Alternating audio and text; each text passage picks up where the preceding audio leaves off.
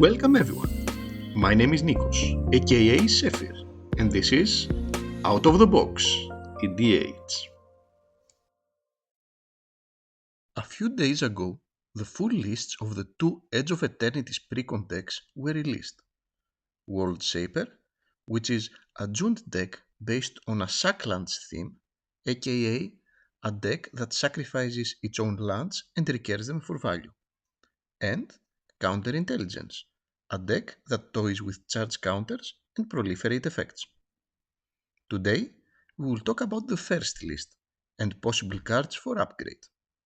Luckily for me, I have been doing the Sackland strategy for the last 10 years with my trusty Kinos and Tirov Meletis list, so it won't be really that hard for me to recommend a few upgrades. As always, I will be talking about bracket 3 and not something higher than that. First of all, let's talk a bit about its two commanders. The first one is Hearthall, the World Seed. 4 CMC, Jund Colors. Legendary Artifact, Spacecraft. Station, 2+. With 1 tap and sacrifice a land, draw 2 cards. You may play an additional land this turn. Excellent card advantage engine. Station, 8+. It becomes a 6/7 with Flying, Vigilance and Haste. Whenever you sacrifice a land, each opponent loses 2 life. An amazing commander. The first station ability is a self-built card advantage engine, while the last station ability is something your opponents should never let you reach, since it can end games on the spot. The fact that it is a non-creature card advantage engine reminds me a bit of Lord Windgrace himself. The alternate commander is Zariel, Genesis Shepherd. 5 CMC, Jund Colors, obviously. Legendary creature Insect Druid, 2/5, flying. You may play lands from your graveyard. And, whenever you sacrifice another non-token permanent during your turn, put a number of +1/+1 counters equal to Zariel's power on up to one other target creature. It offers an alternate option for a similar mechanic. This does not really promote our game plan like Hearthall did through sacrifice and card draw, but by replaying lands from the graveyard while offering a more aggressive and combat-based win-con option. I personally believe Hearthall is the best option of the two, but they both work and both can be built in the same theme with very few differences. Contrary to other extremely powerful and unfun commander options that can be played for the Sacklands theme, these seem both fun to play and to play against. So, let's see now the actual upgrades I propose within the deck. The deck offers a lot of sacrifice land payoffs, but it lacks something critical. Free sack outlets for lands. If we add such outlets, sacrifice our lands, thus creating full advantage of cards like Titania or Baloth Prime, and then cast a spell to simply recare them, then we are golden. Such cards that can sacrifice lands for free and massively are Sylvan Safekeeper, that also offers premium protection, Zuran Orb, that can save you big time with a life gain, Squandered Resources, an amazing land sack outlet that provides extra mana out of nowhere, and Need for Speed, which also provides haste to the army we create. Then we have some one-time mass land sacrifice effects, similarly to God Eternal Bond 2 that the deck already runs. We have Reprocess and Pitiless Carnage, that are essentially the same thing, while we can also use my pet card Overlaid Terrain, which essentially doubles our mana. Reign of Filth offers a low-cost instant speed effect that is almost a one-time squandered resources. Finally, we have an extremely powerful option with Scapeshift, which works as both a mass land sack outlet and replaces all our lands at the same time. One might call it a one-card combo, since it can also fetch cards like Field of the Dead on its own. So, treat with care. For some extra mass recurring options, we can use Gerard's Hourglass Pendant, Lumra, that also provides a huge body, Titania, who I have transformed a number of times, and, of course, the relatively new printed Wheel of Sultai. Finally, while not exactly a recurring option, there is extremely hard to find a card advantage engine in a land matters deck more powerful than Life from the Loam itself. We will use a number of land tutors in the deck. Of course, crop rotation, another game changer, is the best option there is. Realms Uncharted is also another great tutor for specific lands, especially since we can easily recur whatever our opponents throw in our graveyard. Archdruid's Charm is a multi-tool that can also work as a removal or a creature tutor.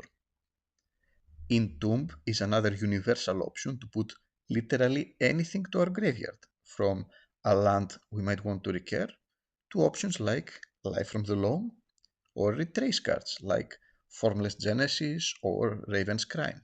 Finally, both Elvish Reclaimer and White of the Reliquary work as repeatable land tutors. There are a few planeswalkers that can greatly promote our game plan.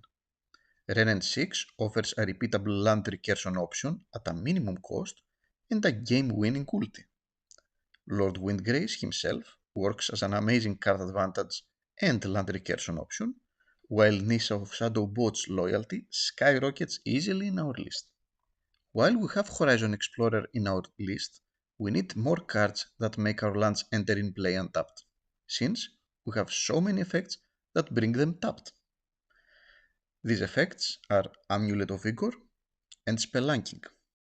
There are a gazillion effects nowadays that allows you to play lands from your graveyard, and playing too many of them is a trap that you should not fall into. You just need 1 to 3 such cards, depending on how much recursion and ramp you have in the deck anyways. And honestly, if you choose to use Zariel as your commander, you don't really need any of such effects. Some of the best other options include Conduit of Worlds and Walk-in Closet. While I am personally not a fan of the landfall mechanic and I use zero such effects in my Kinos and Tyros Sacklands list, I cannot deny the power of such effects. Some of the best effects include Valakut Exploration, an amazing card for both card advantage and dealing damage. Skewed Swarm is another classic that will get out of hand pretty quickly, while Tireless Provisioner and Lotus Cobra essentially double your mana with each land you bring in play. There are countless pingers that take advantage of that kind of strategy, from Retreat to Hagra to Tunneling Geopid and Iridescent Vine Lasser. But if you run Hearthall as your commander, which is personally the most powerful option, you don't really need to run any of those. Finally, one card that I believe is excellent for this type of decks, and many people are too afraid to use, is aggressive mining. People who are scared of the you can't play lands cause have never had the experience of drawing 8 cards per turn cycle by continually sacrificing and returning a Drownyard Temple. Truth is, in the mid to late game, you won't need to play more lands. You will have enough recursion options already to increase your land count through fetches, things like Scapeshift, Reshape the Earth, etc. While I will not talk about the core of the land base, like adding fetch lands, shock lands, and all that, I will instead name a number of utility lands that we can add. We will start with Urza Saga, that can bring both Zuran Orb, Gerard's Hourglass Pendant, and Amulet of Vigor. And obviously, it is very easy to reuse after we bring it back from our graveyard. Urza's Cave is an excellent reusable land tutor, while Drownyard Temple can be sacrificed again and again each turn. Dust Bowl works as a repeatable tool against annoying powerful lands. Shifting woodlands is another excellent option, but beware of its infinite with aftermath analyst. Turning the woodlands into an analyst and then sacrificing to recur all your lands, if combined with an effect that brings your land untapped, and you should run plenty of those, as we said before, then you create infinite mana, infinite sacrifices, and infinite landfall triggers, something extremely exploitable. Then we have Maze of Ith, which is an amazing defensive tool, but you can also use it on your own White of the Reliquary on attack. After you have dealt damage to a player while attacking with a white, but while still in combat, tap the white to search for a land. Then use the maze on the white to untap it and use it again for double the tutoring each turn. Finally, if you want to run game changers, both Field of the Dead and Glacial Chasm are extremely powerful cards.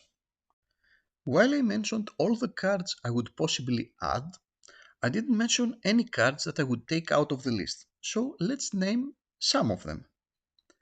Hammer of Purphoros is overcosted as an effect, and Need for Speed is vastly superior. Centaur Vine Crusher offers extremely little for its CMC. We don't really have need for Oracle of Muldaya's effect, and if we had, we would have used Case of the Locked Hothouse instead. 6 CMC is too much for a payoff such as Rampaging Balos.